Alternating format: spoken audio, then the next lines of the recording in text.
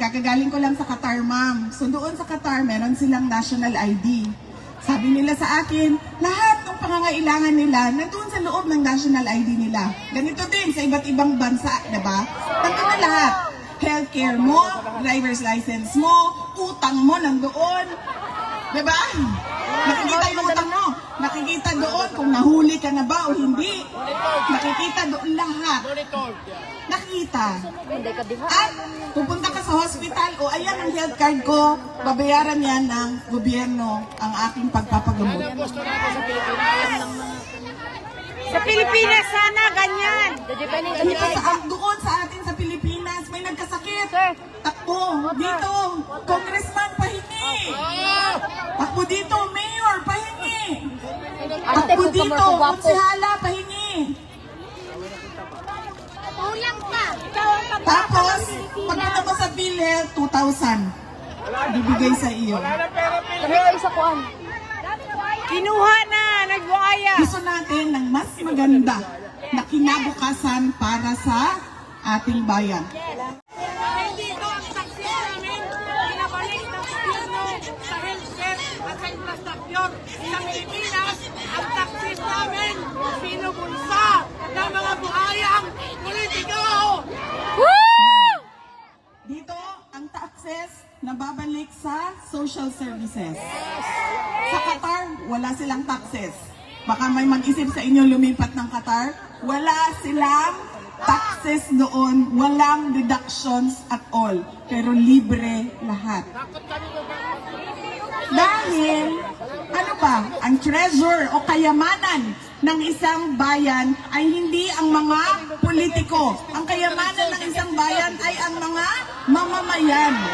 Kaya dapat nauuna ang mamamayan bago ang politiko. Dahil ang trabaho ng politiko ay ibigay kung ano ang karapat-dapat sa bayan at sa mga mamamayan. Alam niyo po, kayong lahat ay nandito sa the Netherlands, sa iba't ibang bansa sa Europa o sa ibang continent. Dahil, bakit? Naghanap kayo ng oportunidad para sa sarili ninyo at para sa pamilya ninyo. Hindi po ba nakakalungkot yun para sa isang bayan na ang mga tao ay umaalis? Dahil unang-una walang trabaho. At kung meron mang trabaho na makita, ay kakapiranggot yung sweldo. Walang pabahay na kaya ng mga tao. Walang healthcare. Napakaganda ng healthcare ninyo dito sa Europa. Doon sa atin, alam nyo ba? Di ba? Yeah. Ang pamilya napupuno sa utang kapag nagkakasakit yung nanay, yung tatay, yung kapatid, yung anak. Nakakalungkot na ganun yung bayan natin. Di ba po ba dapat ang pangarap natin, ang vision natin, ang plano natin ay papunta doon sa kung ano yung nakikita at pinunta natin dito sa Europa. Pero hindi nangyayari yun. Dahil unang-una sa ating politika. Lahat na lang puro politika, lahat na lang puro dole out, lahat na lang survival ng isang politiko. At ang kanyang pamamaraan para siya ay ma-re-elect na naman, mabalik na naman sa pwesto, ma-re-elect na naman. Pero kung makita mo ay napakabagal ng pag-usad ng bayan o kung meron mang nakikita na pagbabago sa ating bayan. Kaya napakahalaga, mga kababayan, na tinutulak natin ang ating mga leaders na ibigay ang karapat-dapat na serbisyo sa taong bayan at sa bayan. Hindi mahirap hanapin, hindi mahirap tingnan, hindi mahirap tanungin kung ano ba yung karapat-dapat. Dahil nakikita natin yan sa ibang bansa. Nakikita natin sa Europe, nakikita natin sa Japan, nakikita natin sa Australia, sa Taiwan, sa Qatar. Galing akong Qatar. Nakikita natin. Pero bakit hindi natin nakikita sa ating bayan? Kurap! Diba? Hindi ko sinasabi na maswerte kayo kasi nandito kayo. Dahil marami sa inyo, hindi nyo naman dala yung pamilya ninyo eh. Yung iba, oo, nadadala nila ang asawa nila, ang anak nila. Pero yung iba, nandoon yung pamilya nila. At sila yung naghahanap buhay dito, naninigurado na makatapos, makapag-aral yung nandoon, may bahay, may kinakain, may nabibili ang gamit at mga pangangailangan. Kaya kailangan talaga itulak natin at hingiin natin sa gobyerno. Ibigay ninyo ang karapat-dapat at ibigay ninyo ang nakikita namin sa ibang bayan dito sa ating pinakamamahal na Pilipinas. Dahil masakit na kailangan umalis ng ating mga kababayan. At masakit din sa mga naiiwan doon, tulad namin, na wala kaming mapupuntahan dahil wala namang kaming bahay, lugar, nandun lang kami, nandoon ang aming mga anak, at nakikita namin araw-araw. Bakit ganito sa Pilipinas? Bakit doon sa ibang bansa? Dahil, alam nyo ba, alam nyo naman kasi nakikita nyo ako, naglalakad lang ako dito. At kung nagmamadali, nagbabas, nagtatram. Bakit doon sa atin, sa Pilipinas, sasakay ka lang ng bus, bakit parang nakikipag-agaw buhay ka? Nag-aagaw buhay ka. Sasakay ka lang ng bus. Diba? Ang daming-daming namamatay sa tricycle. Nababangga. Nang-hold up. Motor! Bakit? Ang daming Basta lagi. ang daming Mga drugs!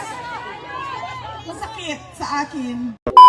So ayan mga kababayan, no, sobrang na-amaze po si Vice President Sara Duterte dito po sa gobyerno ng Qatar mga kababayan dahil sa napakagandang pamamalakad nito at sa napakaraming mga benepisyo ang ibinigay no para sa kanilang mga mamamayan mga kababayan no.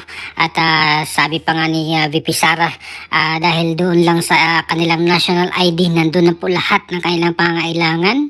Nandun yung driver's license, yung insurance, yung healthcare, pati na rin yung kung may utang ka makikita doon mga kababayan no yung status mo at pati na rin kung ikaw ay may mga history ng nakulong na mga ganyan, ayan nakikita na doon sa kanilang ID mga kababayan no, doon sa system nila at lahat ng pangangailangan nila ayan nga nandun na lahat sa kanilang national ID. At ang nakakagulat mga kababayan ay doon pala sa Qatar ay wala po silang binabayarang mga tax doon no, wala silang taxes. So unlike dito sa Pilipinas na napakarami mong babayarang mga taxes at kung ikaw ay magkakasakit pag pumunta ka doon sa PhilHealth ay 2,000 pesos lang ang ibigay sa'yo.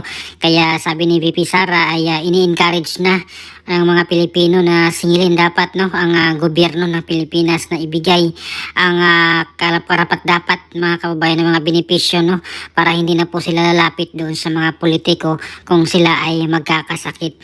At binigyan din ng halaga mga kababayan ni Vice President Sara Duterte ang mga sakripisyo ng mga OFWs na para mabigyan ng magandang kinabukasan ang kanilang pamilya ay napilitan po silang mag-ibang bansa dahil kulang or kung wala namang oportunidad dito sa Pilipinas. At ninanais ni Vice President Sara Duterte mga kababayan na mabigyan ng mas magandang kinabukasan para sa bansang Pilipinas dahil naniniwala po si VP Sara na ang tunay na kayamanan ng isang bansa ay ang hindi ang mga politiko. Pagkat ang tunay na mga treasure, mga kababayan, or ang tunay na treasure ay ang mga mamamayan nito. Kaya dapat unahin ang mga tao kaysa mga politiko dahil ang trabaho ng mga politiko ay ibigay kung ano ang karapat-dapat sa bayan at sa mga mamamayan nito. At nagpapasalamat po si VP Sara sa lahat ng mga Pilipino, mga kababayan, na sumusuporta pa rin po hanggang ngayon sa kanila, lalong-lalo na doon kay Pangulong Duterte, mga kababayan, na marami pong nag-support at nagdasal para sa kay Pangulong Duterte na mapauwi na po itong si Pangulong Duterte dito sa Pilipinas, mga kababayan. So ayan, mga kababayan, meron na pong gagayahin na si VP Sara dito po sa Qatar nga po, mga kababayan, na sobrang na-amaze po siya dito sa kanilang gobyerno na lahat libre na po, na maraming mga benepisyo ang ibinigay doon sa mga tao sa Qatar, mga kababayan. At kung siya na po ang maging presidente ng Pilipinas ay malamang gagayahin niya po itong ginawa ng Qatar, mga kababayan, na hindi na po kailangan ng mga taong lalapit doon sa mga politiko pag sila ay may kailangan, lalo na pag may sakit.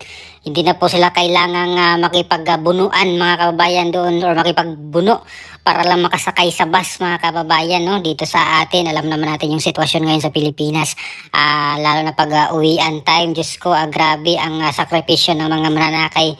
Yung mga galing trabaho, pagod ka na nga sa trabaho, pero pag uwian time, sobrang pagod dahil maghintay ka pa ng napakatagal, at ang hirap, mga kababayan, sumakay sa mga public transportation na dito sa Pilipinas. At yun po yung isa sa mga nasabi ni VP Sara, yung kung uuwi ka galing sa trabaho, pahirapan ang pagsakay, mga kababayan, ng mga public transport. At lalo na po itong healthcare, mga kababayan. Unang-una, kulang yung ating mga hospital beds. Kung pupunta tayo doon sa mga public hospital, grabe rin po ang sakripisyo nila. Halos nasa labas na po yung iba dahil wala na nga pong capacity yung hospital, wala nang mga higaan, kaya yung iba ay pinili na lang nandun sa labas, mga kababayan, nandun sa ilalim ng punong kahoy.